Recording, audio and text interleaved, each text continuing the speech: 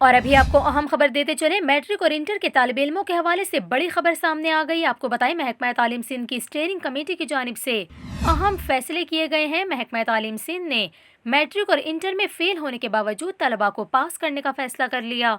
आपको बताएं, कमेटी ने प्रैक्टिकल इम्तिहानात लेने का उसूली फैसला किया। मैट्रिक और इंटर में प्रैक्टिकल के इम्तिहानात थ्योरी इम्तिहानात के बाद लिए जाएंगे। महकमा तालीम सिंध के मुताबिक कोई तालिब इल्म प्रैक्टिकल में फेल हुआ तो उसे पासिंग मार्क्स दे दिए जाएंगे।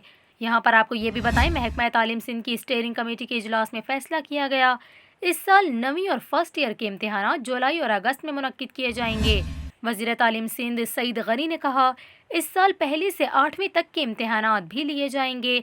ये इम्तिहानात स्कूल्स अपने तौर पर लेंगे। सईद गनी ने मजीद कहा, प्री प्राइमरी और प्राइमरी क्लासेस में तदरीसी अमल का आगाज़ 21 जून से हो जाएगा। ताहम अगर सूरत हाल ख़राब हुई तो तालीमी इदारे बंद कर देंगे।